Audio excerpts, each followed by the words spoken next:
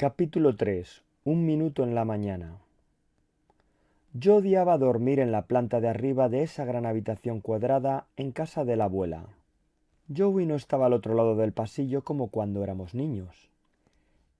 El colchón sobre la cama de latón tenía más cráteres que la luna, y uno apenas podría verse la mano poniéndola frente a su cara.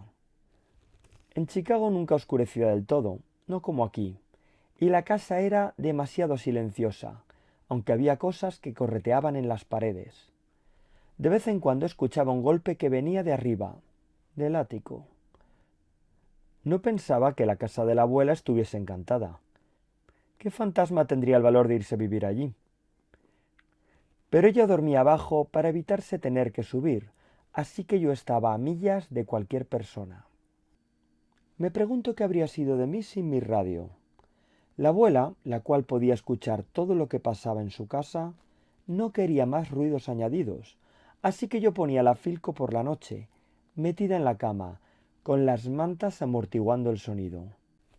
Con la radio una nunca sabía lo que iba a pasar.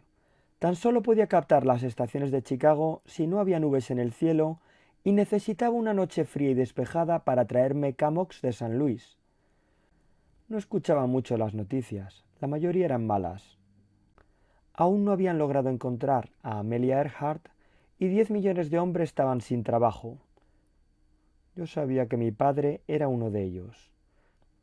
Pero me gustaba todo lo demás de la radio. Baby Snooks, Fibber McGee y Molly, The A&P Gypsies, Edgar Bergen y Charlie McCarthy, Whispering Jack Smith. Lo bueno de la radio era que no podías ver nada, así que te lo imaginabas en tu cabeza. Todos los hombres eran guapos como estrellas de cine, tipo Tyrone Power. Y todas las mujeres eran tan bellas como a una misma le gustaría serlo.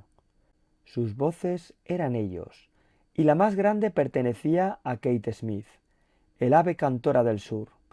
Aquel otoño todo el país andaba cantando su When the moon comes over the mountain, every beam brings a dream, dear, of you. Que os lo traduzco: cuando la luna se pone sobre la montaña, cada rayo de luz trae un sueño, cariño, y el sueño siempre es contigo. Me tumbaba a la luz anaranjada del dial de la Filco, escuchando el mundo. Después, a ver cuánto tardaba en quedarme dormida después de apagarla. Cuando llegó noviembre, pasaba frío. El viento aullaba en los aleros del tejado y encontraba cada rendija de la casa. Con la ventana cerrada y atascada, aún quedaba una brisa fría en la habitación, y podía ver el vaho de mi propio aliento. Me ponía mi viejo albornoz de felpillas sobre el pijama para ir a la cama. Me planteé la posibilidad de ponerme también el abrigo a cuadros, pero decidí guardar algo para cuando llegase el invierno. Finalmente cometí el error de quejarme a la abuela. Difícil de imaginar una mujer más sorprendida. «¡Frío!», dijo. «Ya nunca hace frío. El clima ha cambiado. Cuando yo era niña teníamos que andar dormidos para evitar morir congelados». Una noche, después de una fuerte helada, la abuela estaba al pie de la escalera golpeando una cuchara contra una cacerola. Su llamada a despertar. Cuando entré en la cocina, vestida con 3 capas de ropa, estaba echando la masa sobre la plancha de gofres y preparando café percolado.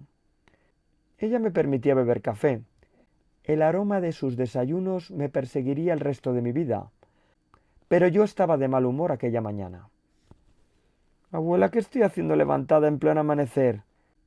No hay colegio hoy». Se giró para ofrecerme una de esas miradas de sorpresa que guardaba en su repertorio. Había luz del sol y para ella eso equivalía a mediodía. «Pues claro que no hay colegio. Es el día del armisticio». La gente se tomaba el día del armisticio muy en serio por entonces, 19 años después del fin de la Gran Guerra. En Chicago todo se paraba a las 11 en punto, incluso los coches en la calle. La gente se quedaba en pie durante el minuto de silencio, recordando. «Y el tiro al blanco con pavos», dijo la abuela. Sabía de la existencia del tiro al blanco con pavos en el día del armisticio en aquel lugar. Había pósters del evento en la tienda de Muri en el banco de los Weidenbach. Una terrible idea me invadió. Tiro al blanco con pavos. ¿Y si la abuela participaba? Recordaba bien la Winchester calibre 12 de doble cañón del abuelo Dowdell que estaba detrás de la caja de leña. La abuela leyó mi mente. Estaba girando el bacon y me hizo un gesto con el tenedor como descartando mi idea.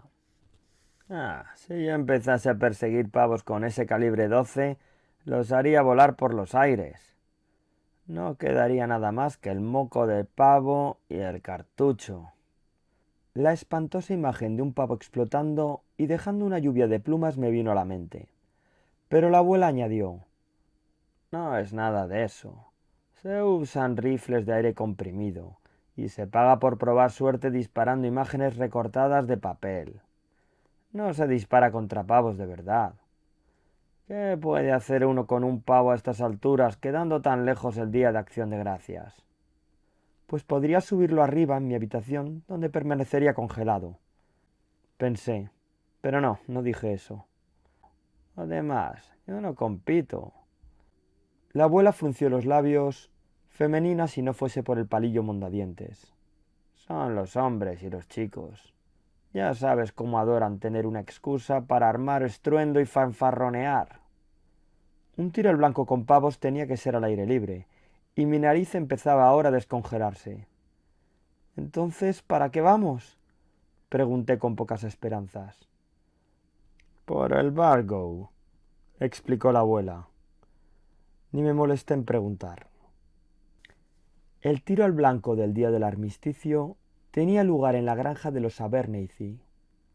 La abuela y yo fuimos a pata hasta allí.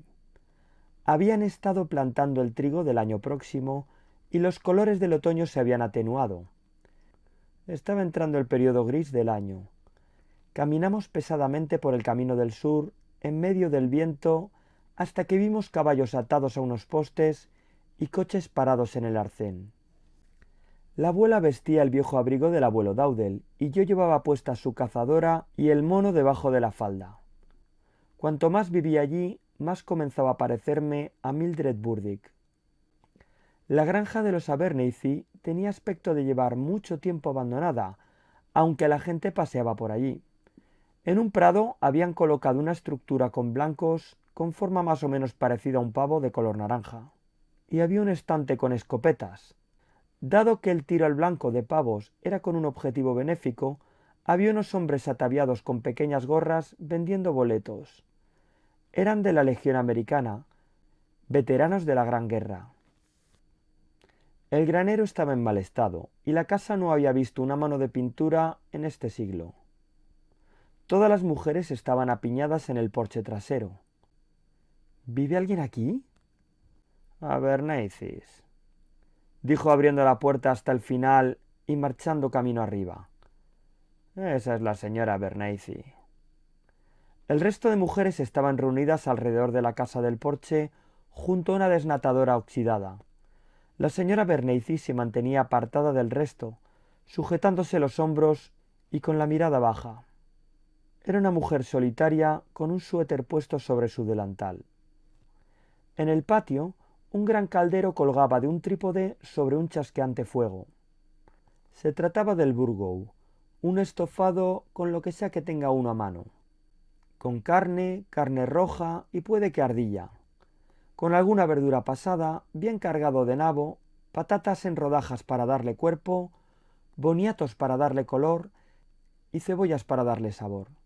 Se servían todos y cada uno de los eventos al aire libre, desde una subasta hasta una ejecución en la horca, como solía decir la abuela. Una mujer bajita con un pañuelo en la cabeza bajo una gorra del ejército removía el burgo con una cuchara de madera. La abuela se desvió del camino y le arrebató la cuchara de la mano. «Te relevo, Vilma. Ve a por más leña». Y la mujer bajita se retiró. Todo el porche se quedó mirando. Quería poner algo de distancia entre la abuela y yo, así que caminé sin rumbo fuera del prado, bajando hasta el terreno del granero, donde los chasquidos y explosiones de los rifles rasgaban el aire. Hombres y chavales estaban colocados a lo largo de la línea de fuego frente a cada blanco con forma de pavo. No reconocí a ninguno de ellos, aunque entonces estaban todos con gorras y orejeras. Se tomaban el tiro al blanco muy en serio, pero ninguno de aquellos hombres y chavales era un tirador experto. O eso, o es que esos pavos de papel eran más difíciles de acertar de lo que parecía. Tanto el granero como el cobertizo estaban siendo despellejados. Los legionarios americanos eran quienes entregaban los rifles y los recargaban. Debí quedarme parada demasiado cerca, porque un legionario me entregó un rifle y lo cogí. Al tacto del acero frío me bloqueé. ¿Pensó acaso que yo era un chico por la manera en que iba vestida? ¿Acaso no vio la falda que llevaba sobre el mono? Aquello podría haber sido una gran oportunidad para Annie Oakley, pero yo me moría de la vergüenza. No podía esperar para deshacerme del rifle, así que se lo pasé al tirador que tenía más cerca. Era Oggy Fluke, con orejeras. Desde aquella vez en que la abuela le llenó la cabeza de pegamento, Oggy no me había mirado a los ojos. De todas formas, él era huidizo por naturaleza.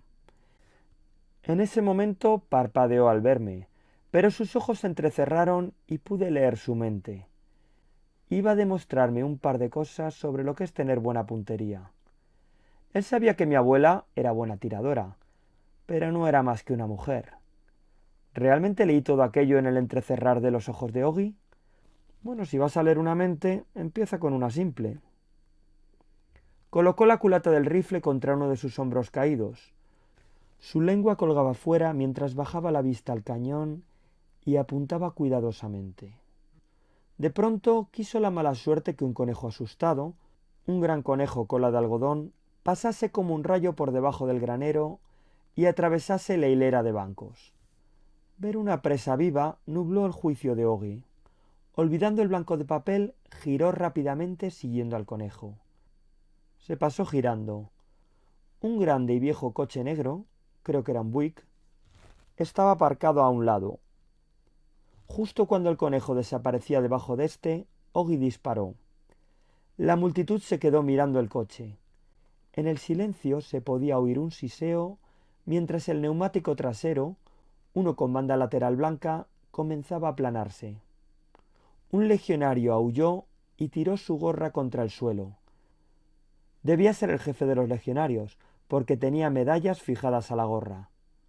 ¡Maldita sea! ¡Ese neumático era nuevo! ¿Quién ha sido? Oggy se puso rígido y pensó por un momento lanzar el rifle de vuelta a mis manos. Seguidamente lo tiró al suelo y se precipitó apresuradamente entre el público. La gente le abrió paso, gritando alegremente, aplaudiendo y simulando agacharse. Él saltó la valla y se alejó por el camino a todo correr, de vuelta al pueblo. Así que un tiro al blanco con pavos no era tan aburrido como esperaba al fin y al cabo. Pero yo me limité a ser una espectadora más, mirando desde arriba del prado. Pegaron unos cuantos disparos más. Entonces el legionario levantó su arma. —¡Soldados, alto el fuego! ¡Son casi las 11! Se hizo el silencio. Algunos entre el público sacaban sus relojes para asegurarse. Era la 11ª hora del 11º día del 11º mes. El momento en el que el armisticio de la Gran Guerra había sido firmado en 1918. Todos nos giramos de cara al este, como se hacía entonces, en dirección a Francia. Me giré para ver una vista de la abuela de espaldas. Su mano izquierda estaba extendida, sujetando la paleta erguida sobre el burgo. Su mano derecha debía estar sobre el corazón. Se había quitado el sombrero y lo sujetaba con fuerza, y su pelo estaba escapándose al viento. Nunca vi sus hombros más rectos. Las mujeres del porche estaban de pie, mirando una pared blanca, porque hacia allí estaba el este. Un silencio absoluto reinó durante un minuto, con solo el lloroso viento y el ligero ruido de la enredadera seca que crecía en la pared de la casa de los Abernathy. Justo entonces me pareció ver una cara en una de las ventanas de la buhardilla. ¿Podría ser? No estaba segura. De pronto el jefe de los legionarios tronó. —¡Caballeros, prepárense! Los disparos comenzaron de nuevo, como estallidos de palomitas de maíz. A la hora de comer, las voluntarias con gorra de los legionarios trajeron cubos de burgo de la cacerola al porche. Ahora la abuela estaba allá arriba, plantada al final de la mesa. Nuevamente se había metido a la fuerza. Tiró para atrás su abrigo.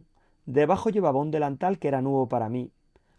Aunque casero, se parecía a los de los vendedores de perritos calientes del estadio de Wrigley Field, con grandes bolsillos cuadrados para recaudar dinero. Con fuertes pisadas la gente subía serpenteando las escaleras del porche a la intemperie. Las ayudantes de los legionarios entregaban una humeante taza de hojalata llena de burgoo. El primer cliente, un grande y viejo granjero, le dio a la abuela una moneda. «No tenemos cambio de monedas de 25», le dijo, dejando caer la moneda en el interior de su bolsillo y actuando como si el tipo ya no estuviese delante. «Le doy 50 centavos por 2 raciones», dijo el siguiente. «Serán 30 centavos de cambio». «No tenemos», respondió la abuela, guardando a buen recaudo la moneda de 50 céntimos. Para entonces yo andaba junto al porche, justo debajo de ella, con los ojos saltones para ver cómo se las apañaba para salirse con la suya. Incluso yo sabía quién era el siguiente cliente, el señor L. J. Weidenbach, el banquero. Era un hombre grande y elegante, de mandíbula floja, y tan agarrado con el dinero como la propia abuela. No vestía gorra de la Legión. Debía ser demasiado mayor para haber ido a la guerra. De todas formas se habría quedado en casa y habría hecho dinero. Le tendió una moneda muy fina de 10 centavos. La abuela miró aquella moneda de 10 centavos como si no hubiese visto una en su vida. Puso cara de asombro. «Eso no bastará, LJ», dijo en voz alta. El señor Weidenbach estaba avergonzado. El porche estaba combado por el peso de los clientes de su banco. «¿Qué quiere de mí, señora Dowdell?», murmuró. «Viniendo de usted, no diría que no a un billete de $5», dijo la abuela, ahora en voz aún más alta. «Si es que consigue aflojar el cordón de su cartera. Los chicos que lucharon en el frente no miraron cuánto les costaba». La multitud tras él murmuraba. Las voluntarias de los legionarios que servían en la mesa permanecían juntas y con la cabeza alta. Sus hombres habían luchado, muchos de ellos en el frente.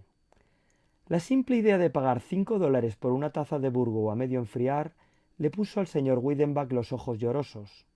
La cola le empujaba desde atrás. La gente alrededor era todo oídos.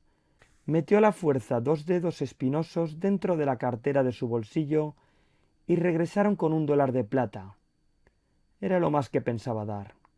La abuela dejó bien abierto el bolsillo del delantal para que hiciese el depósito. «¿Quién sigue?», dijo con un andar arrogante sobre el porche. En resumen, ella recaudó más de 10 centavos de todo el mundo, excepto de aquellos que sabía que no podían pagar más. En algunos casos resultaba tener cambio, en otros no. Hubo una vez en la que la vi devolver los 10 centavos a la mano que se los ofrecía. Unas pocas personas abandonaban la fila cuando se enteraban de que era la abuela la cajera, pero era el burgoo o nada. Para cuando el último cliente pagó, la abuela tenía una bolsa como la de un canguro. Regodearse no era propio de ella, pero el palillo de su boca se movía de manera vigorosa, como si fuera una pequeña batuta conduciendo una sinfonía. Se sirvió algo de burgoo. Cuando me vio, me bajó un tazón. No era demasiado malo si a uno le había entrado hambre. Abajo en la mesa, las ayudantes de los legionarios estaban reunidas en un corrillo para deliberar. Entonces su líder avanzó hacia la abuela. Por el nombre de su gorra sabía que era la señora W. T. Sheets. Sus medallas tintineaban solemnemente. La abuela la observó aproximarse. «Señora Dowdell», dijo la señora Sheets, «deseo decirle que es usted el doble de descarada y desvergonzada, y sí, debo añadir, el doble de sinvergüenza que todas nosotras juntas. En presencia de estos testigos quiero decirle oficialmente que usted ha superado con creces a cualquier embustero, vigoroso timador, artista del engaño y extorsionador a tiempo completo que nadie haya conocido en esta parte del país. Y solo puedo decirle... Dios la bendiga por su gran labor». Con un pequeño giro de su mano, la abuela hizo un gesto a la señora Sitz como restándole importancia. La señora Sitz seguía en su puesto. Señora Dowdell, continuó, usted puede no ser plato de gusto para todo el mundo. Bueno, es algo sabido, ¿no? Pero nosotras estaríamos realmente orgullosas si usted se uniese a nuestro voluntariado, si es que es usted mujer de veterano. ¿Acudió su difunto marido a la guerra? Solo contra mí, dijo la abuela, y perdió cada una de las veces. Yo permanecí en el prado, agarrando con fuerza mi taza de hojalata. Mi gorro de punto dejaba una abertura en mi frente. Mis pies eran bloques de hielo. La cazadora del abuelo Dowdell olía a cadáver, pero nunca había visto a la abuela con tal cantidad de dinero. No podía parpadear hasta saber qué iba a hacer con ello. Las voluntarias estaban colapsando la mesa y llevando las tazas sucias adentro. La abuela las siguió dentro de la casa y yo las seguí a ver qué hacía.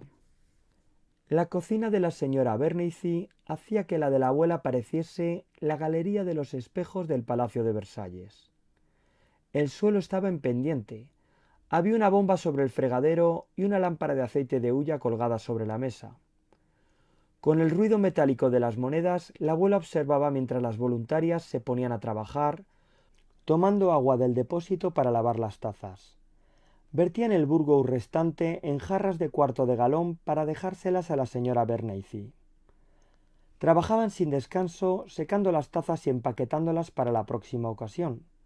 Pasaban el trapo por la cocina, dejándola más limpia de lo que la habían encontrado. Todo ese tiempo la señora Bernayce se mantuvo en una esquina como si aquella cocina no fuese suya. Estaba tan delgada que casi podías ver a través de ella, y tenía la mirada ausente. Parecía cansada hasta la extenuación. Ahora las otras mujeres se habían marchado, y solo éramos la abuela y yo y la fantasmal señora Bernayce en la tenue cocina. Algo estaba a punto de suceder y no tenía ni idea de qué era. Bajo la parpadeante luz de la cocina, la abuela volcó todo el cambio sobre el tablero, y éste comenzó a rodar y a brillar sobre el mismo. La abuela hurgó para encontrar el dólar plateado del señor Weidenbach. Lo alzó triunfante. La señora Bernayce estaba a su lado. La luz de la lámpara resaltaba los huecos demacrados de sus mejillas. Al ver todo aquel dinero, se llevó las manos a la cara. «¡Oh, piedad!», dijo con voz ronca. «En los años anteriores nunca fue más allá de $12». La abuela sintió con complicidad. «Estas muchachas voluntarias tienen buenas intenciones, pero carecen de iniciativa. Un burgo por 10 centavos». La abuela se encogió de hombros ante la idea. Entonces, con algo de inseguridad, dijo: «¿Te alcanzará hasta el año que viene?» «A mí me parece una fortuna», murmuró la señora Bernayce. «Y tendrá que alcanzarnos». La abuela se puso de nuevo a la tarea. «Será mejor que depositemos todo este dinero a buen recaudo en latas de café».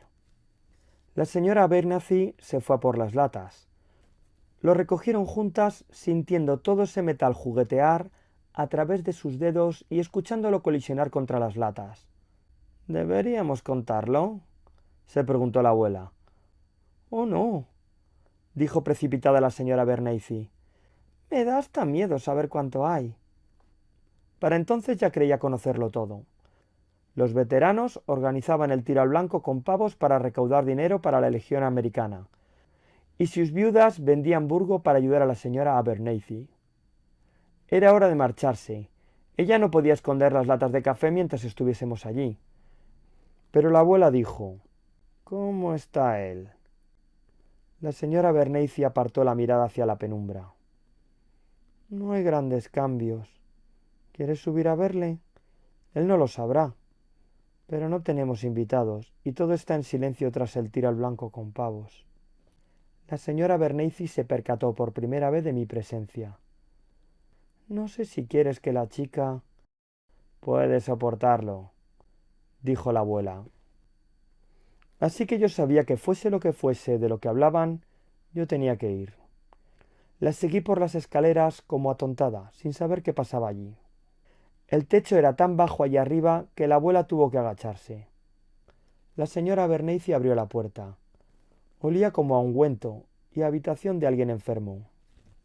Estaba bajo la parte inclinada del tejado, una silla de ruedas de las antiguas, con 3 ruedas y el respaldo de mimbre, puesta junto a la claraboya de la buhardilla. Estaba sentado sobre ella, el hijo de la señora Bernacey. Ella le había atado a la silla con tiras de franela y su cabeza estaba caída hacia atrás. Su cabeza era aceitosa y en carne viva, y su mandíbula colgaba abierta. Era bastante más delgado que su madre, y sus brazos le colgaban inútiles a ambos lados de la silla. Cuando la señora Bernacey le tocó el hombro, él se giró hacia ella. Entonces podía uno notar que estaba ciego. Él apartó la cabeza. Nadie habló. No había nada que decir. La abuela y la señora Bernacey estuvieron juntas durante 1 minuto. 1 minuto como una mañana. Después nos marchamos. Nos fuimos con cierta prisa, dejando atrás aquellas latas de café sobre la mesa de la cocina, porque la abuela no quería agradecimientos. Una vez fuera, me encontré sorprendida de que aún fuese de día, sorprendida de que el mundo siguiese ahí. El tiro al blanco con pavos había llegado a su fin, y la multitud se había marchado. Abajo, en el solar del granero, el señor Sitz estaba con el buick que estaba levantando con un gato. El señor Sitz estaba de cuclillas junto a la valla trasera. Tenía problemas para cambiar la rueda, y la de repuesto parecía estar baja. Había un ambiente enrarecido alrededor suyo. La abuela y yo salimos por la puerta y tomamos el camino en dirección al pueblo. Íbamos de nuevo con el viento de cara, ya que éste había girado, y había algo de invierno en aquel viento. Ella avanzaba con fuertes pisadas, escuchando tan atentamente el silencio que le dije: «Abuela, cuéntame». «Su chico fue gaseado en las trincheras», dijo la abuela, «y le dispararon». Continuamos andando con el pueblo alzándose en el horizonte. Él recibe un cheque del gobierno, pero eso no les mantiene. «Pero abuela, ¿acaso no hay hospitales de veteranos donde pueda ir?» «Ella no le abandonará», dijo la abuela. «Ya le perdió una vez». Andamos por un estrecho tramo entre la carretera y la cuneta en fila india. Entonces, por encima del viento susurrante, dijo: «Las trincheras están todas enterradas, pero los chicos aún mueren». Entonces pude leer sus pensamientos y supe qué significaba ese día. El señor Abernethy podría haber sido mi padre. El camino de vuelta era más largo que el de ida. Contar los postes de las vallas solo lo hacía aún más largo. Finalmente estábamos en el pueblo, andando bajo ramas desnudas. La abuela estaba dejando atrás el día. Podía apreciarse en sus grandes zancadas. Giramos a la manzana de los comercios, pasado el banco del señor Weidenbach.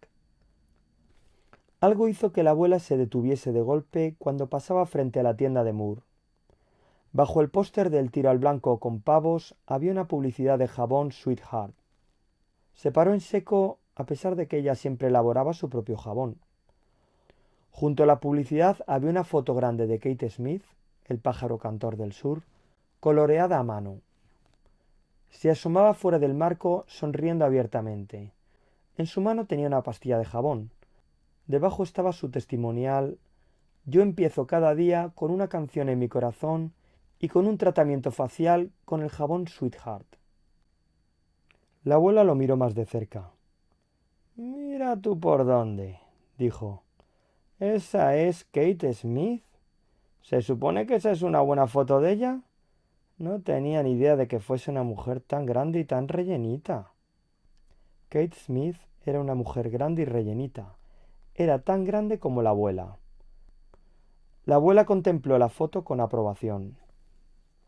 Después continuó andando con alegría, como si llevase muelles en los zapatos, aunque llevaba puestas unas botas. Al cabo de un rato la escuché tararear. No era una mujer dotada para la música, así que me llevó manzana y media a reconocer el tema. Era: «Cuando la luna se pone sobre la montaña, cada rayo de luz trae un sueño, cariño, y el sueño siempre es contigo». Fin del capítulo 3.